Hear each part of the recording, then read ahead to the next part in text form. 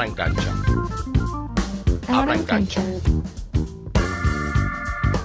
¿Qué tal, amigos? Muy buenas tardes. En este martes estamos aquí en Telebuap en una emisión más de Abran Cancha, fomentando cultura de inclusión a personas con discapacidad. Quien los saluda, Leobardo de Jesús Vargas Vallejo, y agradeciendo al maestro Campos y al CEMERI por la interpretación de lengua de señas mexicana para toda nuestra comunidad sorda, así como todo el equipo de Telebuap que hace posible que lleguemos hasta donde ustedes nos sintonicen.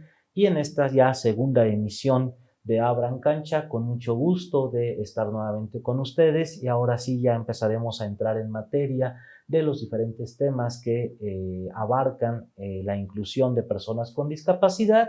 Y precisamente el día de hoy estaremos platicando de un tema muy poco divulgado, muy poco conocido, y que si de por sí una discapacidad es compleja de atender, cuando se tiene una discapacidad múltiple, todavía esto es pues muchísimo mayor complejo, y sobre todo pues muy difícil o escaso que se pueda tener esta interacción y esta oportunidad. Y precisamente hoy estaremos platicando, ya que en el pasado mes de junio se conmemoró el Día Internacional del Sordo Ciego, y en esta ocasión estaremos platicando con el maestro Ever Omar Medrano, exdirector de la Escuela Jean Piaget, docente de toda su vida en atención a comunidad sorda, y también con experiencia en el Jean Piaget en atención de comunidad sordociega, ¿no? Y entonces hablar de estos dos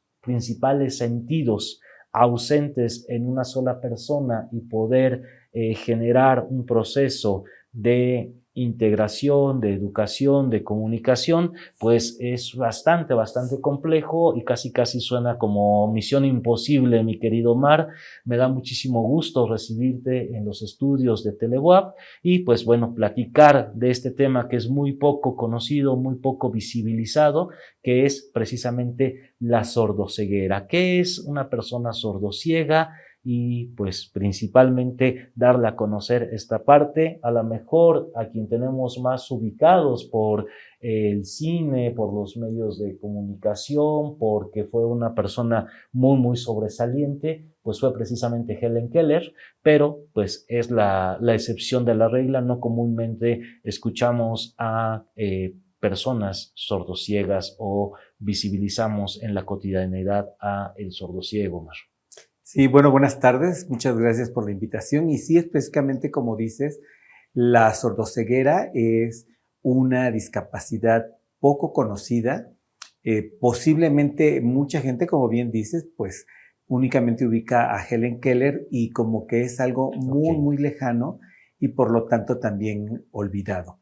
Cuando hablamos de sordoceguera, el mismo nombre nos lo dice. La persona tiene limitantes tanto en la parte visual como en la parte auditiva, y esto le va a impedir tener una relación con el ambiente, con la comunicación y con el aprendizaje y con su autonomía personal. Entonces, este tipo de personas van a requerir una serie de apoyos de manera permanente a lo largo de su vida. Y estos pues se van a detectar desde el nacimiento, ¿no? Desde ahora, con todas las pruebas que hay y todo esto, se podrá decir, bueno, es una persona sordociega, pero no simplemente es el diagnóstico, o sea, ya es sordociega y pues a ver qué pasa, ¿no? Es empezar a planear una serie de apoyos en base a esta situación o esta condición de vida. En el caso específico de México, podemos hablar que prevalece también la sordoceguera adquirida, es decir, con las personas mayores de 60 años que por circunstancias de salud, accidentes y cosas que van ocurriendo en el devenir de la vida personal, pueden adquirir la sordoceguera, ¿no? Entonces, son dos planteamientos diferentes cuando alguien nace, sordociego, y cuando alguien adquiere la sordoceguera, ya sea por un accidente o por situaciones de salud, y van a plantear dos tipos de intervención, porque si una persona ya veía y ya oía, bueno, tiene mucho más elementos rescatables que alguien que nunca ha escuchado ni nunca ha visto, ¿no? Entonces, Así es, Omar. ahí se va a empezar a hacer el trabajo. Sí, que de se tiene que cómo hacer proyectar. las intervenciones y ya los procesos para pues, generar la inclusión, ¿no? ¿Qué te parece, Omar, si vamos a una breve cápsula informando desde el punto de vista de ya el Día Internacional de la Sordoceguera, una breve información que veremos en cápsula complementando estos datos y regresemos ya a seguir platicando con el maestro Ever Omar Medrano para pues ya hablar de estas dos intervenciones, ¿no? Cuando es una persona sordociega que adquiere una o las dos discapacidades de nacimiento y cuando pues se va adquiriendo en el paso de nuestra vida, ¿no? Continuamos en Telebuap, en Abran Cancha, vamos a nuestra cápsula y continuamos, amigos. Entérate. La sordoceguera en la educación. En México no se cuenta con datos específicos sobre personas sordociegas, solo que se puede derivar del cruce de información entre discapacidad visual y auditiva. Sin embargo, sabemos que enfrentan múltiples barreras de comunicación, lo cual dificulta su derecho a la información, así como a la salud y a la educación. La educación a distancia, teniendo complicaciones ya que los medios de comunicación no están desarrollados apropiadamente para las personas sordociegas, para impulsar el alcance de su máximo desarrollo académico y social. Esto es solo un ejemplo de las barreras a las que se están enfrentando las personas con discapacidad y que se agrava cuando se trata de discapacidades múltiples. La Comisión de Derechos Humanos de la Ciudad de México considera necesario que, como parte de la implementación de medidas para la denominada nueva normalidad, se generen estrategias y alternativas para que una educación inclusiva en la que se garantice la participación plena de niñas, niños y adolescentes con discapacidad, incluyendo a las discapacidades múltiples como la sordoceguera. Se trata de pluralizar y diversificar la educación. Para tener un resultado efectivo, es necesario que desde las instituciones públicas se trabaje en coordinación con las organizaciones de la sociedad civil, personas expertas y principalmente que se consulte y colabore con las personas con discapacidad para dar cumplimiento con el contenido del artículo 4.3 de la Convención sobre los Derechos de las Personas con Discapacidad. Para Abran Cancha, José Luis Vallejo Morales. Entérate.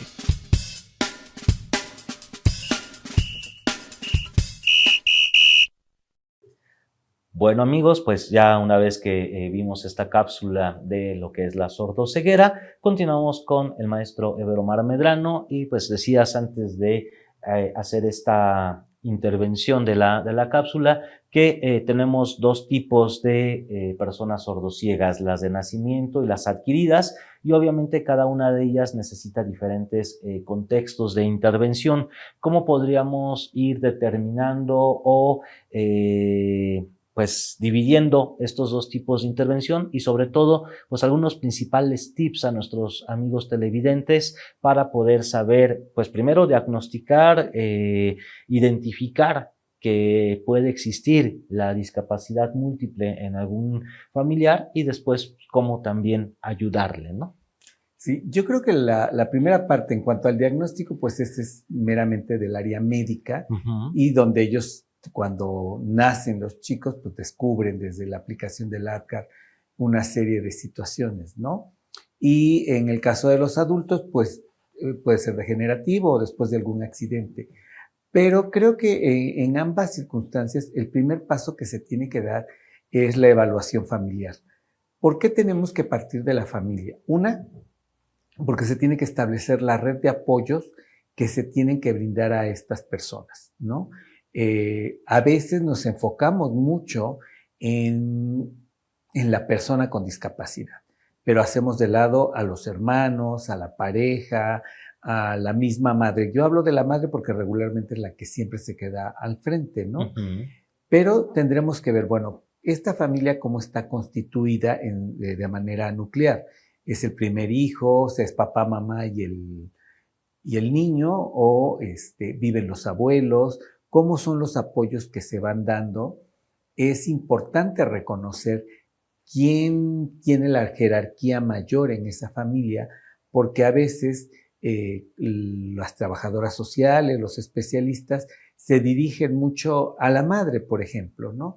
Pero resulta que ella no tiene la autoridad en casa, sino la tiene la abuela y que es la mamá del esposo. Entonces, con quien se tienen que tomar los acuerdos y demás es desde la abuela y tratar de regresarle su jerarquía a la madre, ¿no? Y bueno, tener que reorganizar ahí algunas situaciones.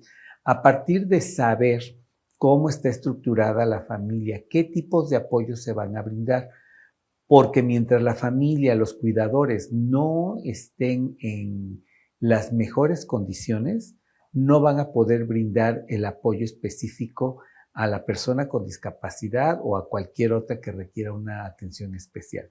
Entonces, ya que tenemos claro, bueno, qué se requiere en la familia, entonces ya pasamos a ver cuáles serán los apoyos que requiera la persona desde la parte médica, o sea, cuáles son los apoyos que va a requerir, si va a requerir medicamentos, porque a lo mejor una persona sordociega va a requerir una serie de apoyos médicos por una serie de enfermedades que vengan dentro de la misma discapacidad. Y después de esto, bueno, vamos hacia la independencia personal.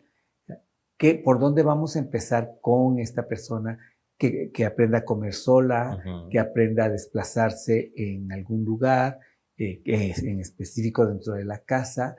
¿Cómo va a ser la comunicación que se establezca en casa? Esa es la parte más difícil, ¿no? Porque todos tienen que manejar el mismo código. Y aquí también hay que pensar, bueno, si una persona que no ve, bueno, tiene como auxiliar la voz. Y es ahí donde le van a poder decir, a ver, me voy a acercar a ti. A lo mejor el niño no entiende mucho eso de me voy a acercar, pero hay que anticiparlo. Yo soy tu mamá, mira, acariciarlo, decirle cosas, ¿no? Si es una persona sorda, pues nos está viendo y vamos intentando comunicarnos a través del movimiento. Pero cuando no se ve y no se oye, esto se dificulta. Claro. Entonces, pues si tocan a la persona o al bebé, por ejemplo, pues sí se va a sentir muy asustado porque es algo que está fuera de su contexto, ¿no? Entonces, las primeras intervenciones tendrá que ser el acercamiento a las diferentes texturas, a las temperaturas, a una serie de situaciones que le permita ir tomando seguridad en el desplazamiento. O sea, una persona ciega, por ejemplo, presenta mucha dificultad para ponerse de pie cuando es bebé, ¿no? Porque no está viendo, no tiene esa seguridad. Ahora, imagínate una persona que no ve y no oye, ¿cómo es moverse en un ambiente? ¿Qué hay más allá? O sea, ¿cómo identifico lo que está fuera de mí? A lo mejor yo ya reconozco, no sé qué se llaman brazos, pero ya reconozco que tengo esto que se mueve, mis piernas, el pelo, ¿no? Pero lo que está ya más adelante, que es rasposo, o como digo que tengo frío y demás, ¿no? Entonces, es necesaria esa comunicación, la más común, pero que se requiere de mucho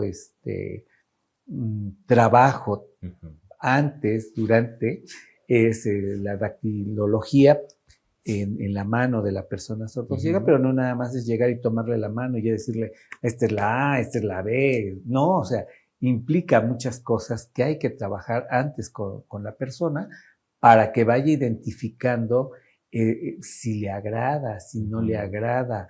Vamos a suponer que el papá es una persona con las manos muy ásperas.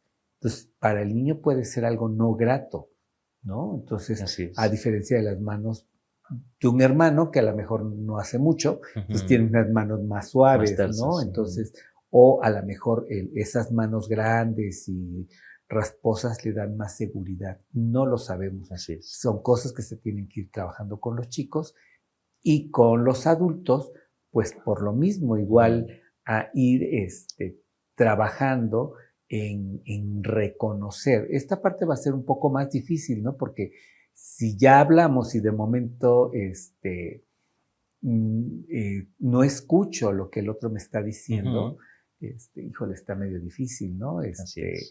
y no veo, entonces, pero se tienen otros elementos, por ejemplo, de habla, que pueden ir disminuyendo por la pérdida auditiva, pero ya tenía un lenguaje, tiene una idea de lo que hay en su contexto, ¿no? Si le dicen, cuidado porque hay una puerta, tiene claro que se refieren a que hay algo que se puede abrir o se puede cerrar, que hay un hueco, etcétera. A diferencia de un niño que, pues, quién sabe, o sea, primero no tiene claro, ¿no? No tiene Entonces, nada de estos ahí hay que ir, ¿no? son como ir estructurando muy paso a paso lo que queremos que haga el niño. Y en el adulto, pues, es reconstruir ese espacio de pequeños detalles, ¿no? Así el día es. de ayer platicaba con una terapeuta de física y me decía que tenía un paciente que era un chico fanático de Harry Potter. Entonces dice que ella se tuvo que tirar todas las películas porque el niño le decía, trivia, ¿de qué color eran las cortinas de la recámara de Harry Potter, no? Y yo le digo, y tenía cortinas, ¿cuáles son los dibujos? Dice que tuvo que verle en ese detalle. Claro. Bueno, cuando hablamos de trabajar con las personas sordociegas, es esa ir desmenuzando toda esa parte, ¿no? Esta es la cortina, en México somos muy barrocos, hay todavía mamás que tienen su salita y encima le ponen la carpetita, o tienen la mesa con el mantel largo, la carpeta tejida, las fotos de no sé quién, la florecita, la velita, ¿no? Toda esa parte en donde tendrán que ir reestructurando y por seguridad pues tendrán que ir quitar quitando muchas cosas. Los retratitos, no tener las velitas prendidas a quien se las prendan, todo ese tipo de cosas y ser más minimalistas, ¿verdad? Dirían por ahí, ¿no? O sea, lo estrictamente necesario y demás, ¿no? Entonces, es reestructurar la familia y desde decir, pues, esa foto que tiene usted de ahí de cuando cumplió 15 años con el vestido de sus sueños, pues la va a tener que guardar porque quién sabe dónde vaya a ir a parar, ¿no? La velita que le prende al santito, pues, ya no se la va a prender, ¿no? Cosas de este tipo. Sí. Entonces, implica mucha reestructuración, volvernos muy ordenados, y ese tipo de situaciones para ir trabajando con las personas. Claro. Sí, la comunidad ciega y más la sordociega pues necesita muchísimo orden en el contexto, en la familia y demás, pero también a su vez, pues cuando tienes una sola discapacidad también hay procesos adaptativos, ¿no? Donde pues la sociedad y la persona como que busca cómo generar estos procesos naturales de comunicación, pero en el caso de la comunidad sordociega fuera de la familia, ¿qué pasa con este proceso de comunicación? ¿Cómo se logra? Si es que se logra, ¿verdad? Esa sería la pregunta del millón, poder comunicarte con el resto de la sociedad y la comunidad. Sí, bueno, antes habría que especificar que no todas las personas sordociegas se incluyen a la sociedad, a veces ni a la colonia, por las mismas necesidades que ellos presentan, Así ¿no? es. Entonces, algunos, como en el caso de Helen Keller, que, como tú dices, era un garbanzo de a libra, ¿no?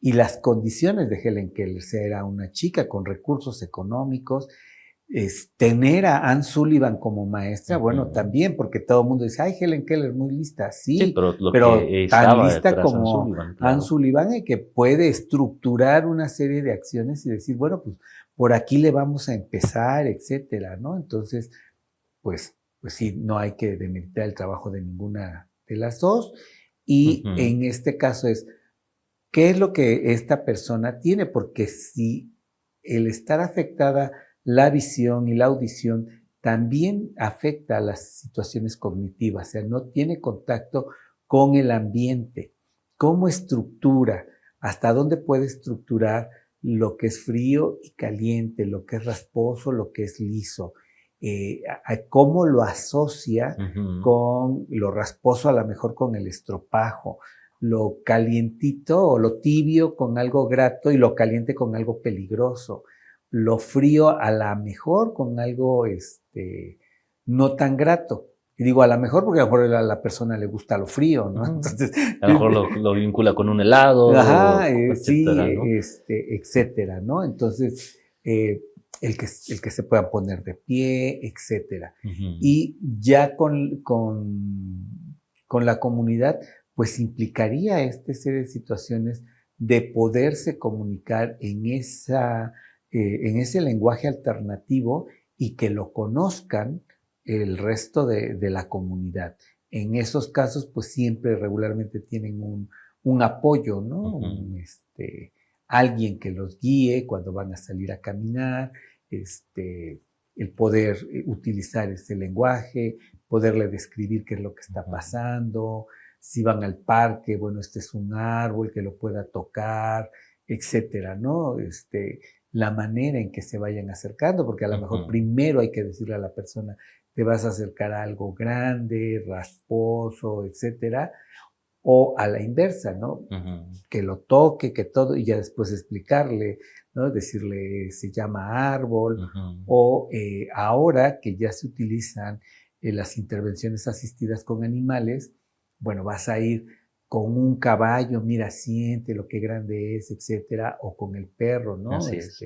Que siente el pelambre del perro, el aroma, todo ese tipo de situaciones que van ayudando a estructurar el ambiente de la persona sordociega, ¿no? Sí, Entonces, aquí buscar los otros dos sentidos, ¿no? Que es el tacto y el olfato, para tratar de vincular a todos los contextos y escenarios que va a tener a su alcance, ¿no? Yo ahorita que estabas comentando esto me acordaba de una anécdota de dos amigos con discapacidad, uno en paz descanse, Agustín Ugarte, ciego, con Betty Cos, sorda, y siempre que se veían se hacían broma, ¿no? Le decía Agustín a Betty, oye, te estoy gritando y no me haces caso. Dice, no, ¿cómo no? Yo te hice señas, pero me tiraste de a loco, no me viste, ¿no? Entonces, pues sí, la parte de que cada sentido tiene su modelo de comunicación y que pues es muy difícil pues lograr esta interacción entre pues dos sentidos que son vitales, ¿no? Sí, efectivamente, cada quien va estructurando su mundo. Si tú recuerdas de los libros de texto, seguramente te tocaron, en donde venía una lección de que a unos niños ciegos los llevaban a ver a un elefante, ¿no? Entonces cada uno lo iba tocando, pero unos tocaron la pata, otros la trompa, otros la panza, etcétera. A la hora que les preguntan qué es o cómo era lo que ellos tocaron, pues todos van dando definiciones diferentes a partir del pedacito que vieron, ¿no? Así es. Y pues eso es muy común, a veces hacemos juicios a partir del pedacito de la realidad que nos toca, ¿no? Y decimos, no, pues esto es muy malo o esto es muy bueno, o lo que queramos decir, ¿no? Entonces, imagínense cuando tenemos que estructurar un mundo desconocido, ¿no? Así es. Y demás, ¿no? Entonces, y desde una visión totalmente parcial, ¿no? Y unilateral y disminuida. Parcial y disminuida, ¿no? Así es, sí. Vamos a nuestra siguiente cápsula. ¿Sabías qué?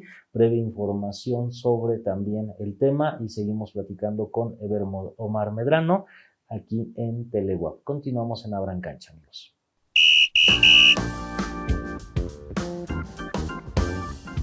¿Sabías que el Día Internacional de la Sordoceguera se celebra el 27 de junio en conmemoración a la activista política y oradora estadounidense Helen Keller? Su vida fue un ejemplo para mostrar al mundo la condición de sordoceguera y por los aportes que hizo con su lucha para generar una toma de conciencia y sensibilización sobre esta discapacidad. Para Abran Cancha, Jimari Takeda.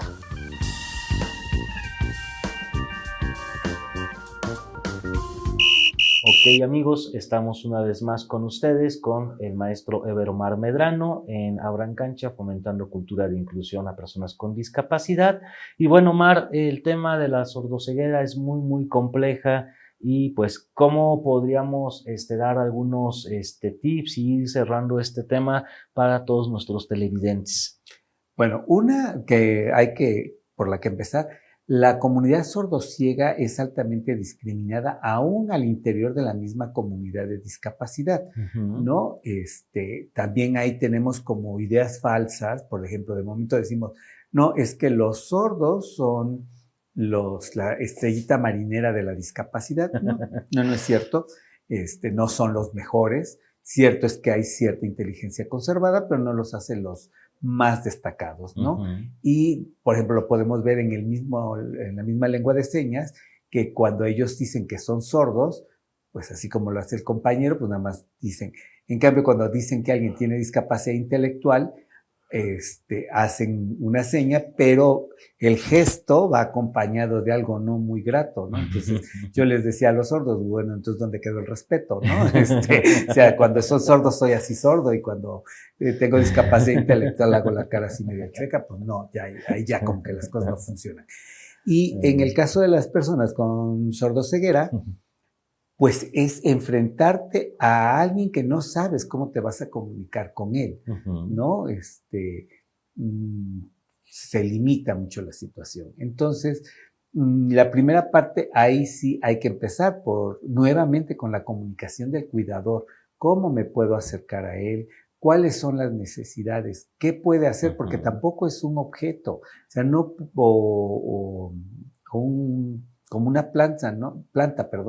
Que ahí lo tengas, no, también requieren tener comunicación, requieren hacer algo. ¿Qué cosas sí pueden hacer?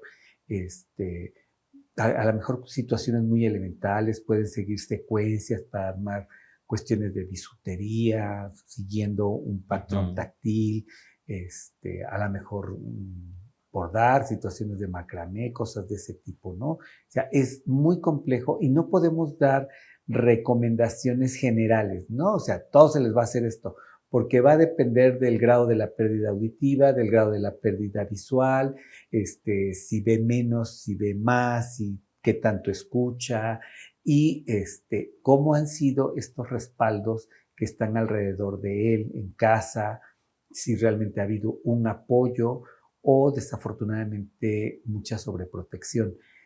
Recordemos que la sobreprotección es la aniquilación de la persona, ¿no? A veces queremos mucho a los hijos y les abrochamos los zapatos, les planchamos la camisa, ¿no? O sea, pues desde que son chiquitos, ¿no? O sea, ¿qué te quieres poner? ¿Qué hace frío? Y él se puso el suéter de lana.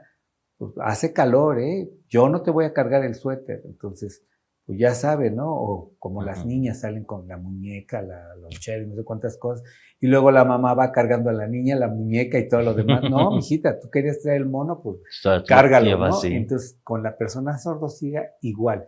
Si desde el principio se le trabajaron situaciones de independencia personal, de comer, igual de jugar, a lo mejor, cargar la muñeca o el carrito, moverlo, que sienta la vibración de los juguetes esos de tracción, los carros, los trenes, eso, pues es diferente a los que no tienen ese aparatito que vibra, ¿no? Entonces, desde ahí hay que ir viendo cómo podemos ir interactuando con estas personas e ir buscando los apoyos. Ahí sí no podría yo decirles, pues hagan esto, hagan lo otro. No, porque va a depender de cada situación en especial. Así es, Omar, y creo que es igual de malo la indiferencia hacia la discapacidad como la sobreprotección, ¿no? Los dos generan pues una exclusión. Había un amigo de aquí de la universidad ciego, dice que tan malo es una discriminación por pues desconocimiento o omisión que por sobreprotección, ¿no? Una discriminación positiva o negativa al final es discriminación. Entonces, pues no hacerlos autónomos y autosuficientes, pues también es al dañar la integridad y los derechos de la comunidad con discapacidad. Sí, algo ya para terminar. Ahora que se ha estado trabajando mucho con la Convención de los Derechos de las Personas con Discapacidad, el artículo 12 que habla sobre la capacidad jurídica es algo con lo que se ha estado trabajando desde hace mucho tiempo y el Senado de la República lo había mantenido a margen. Y bueno, ya fue en el periodo de Calderón que se logró que se reconociera. Y ahora la Suprema Corte de Justicia abre este aspecto y ya no se pueden hacer los juicios de interdicción para las personas con discapacidad. Tiene que prevalecer el interés de la persona, no de sus cuidadores ni de sus salvaguardas o guardias, perdón. Entonces, decía una abogada, pues el abogado tendrá que buscar los medios para preguntarle a la persona, así tenga los limitantes más limitantes, para que exprese, ¿no? Entonces, claro, desde ahí ir pensando con quienes los padres hay que trabajar es con ese proyecto de vida, en decir, ¿cómo quiero que mi hijo se desempeñe en determinado tiempo? Regularmente yo le decía a los papás, bueno, si ustedes tienen un hijo y quieren que sea presidente de la República, ¿qué creen que tengan que hacer? ¿No? Y yo decía muchas cosas, yo le decía, pues lo primero es que estudie historia. Claro. Que ustedes estén incorporados a un partido político, el que sea, ¿no? Que sepa hablar en público, llévenlo a los talleres de oratoria. Ya no está Muñoz Cota, pero aquí en Puebla tenemos a una destacada alumna de Muñoz Cota, ¿no? Entonces, a partir de ahí, ir armando, ¿no? Cómo dirigirse a todo la gente. Todo un plan de vida, toda rollo, una estructura, ¿no? Así es, Omar. Etcétera, ¿no? Bueno, sí, esta parte es muy buena. Y sí, desafortunadamente, pues siempre el tiempo es el peor enemigo de televisión, ¿no? Y pues bueno, perdón Omar, pero ya estamos en la recta final y pues sí es muy importante esta parte de cómo ir abordando y atendiendo pues todos ese tipo de aspectos y pues ya estamos prácticamente sobre el tiempo. No me resta más que agradecerte el que hayas estado con nosotros y que el compartir esta experiencia y que pues a pesar de lo complejo puede haber alternativas, es más trabajo en una discapacidad múltiple, pero pues siempre habrá elementos y herramientas que hacer, ¿no? Recuerden amigos, escucharnos, vernos a través de Telebuap todos los martes a las 4 de la tarde y sintonizarnos en el 18.1. Les agradezco su atención en esta segunda emisión de nuestro programa.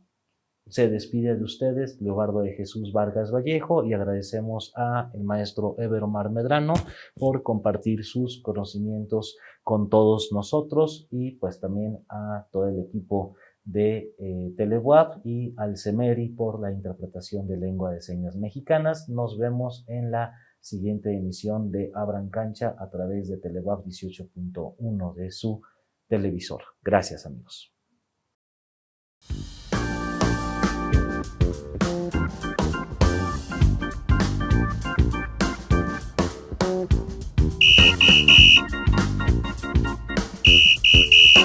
Abran cancha. Abran cancha. Abran cancha.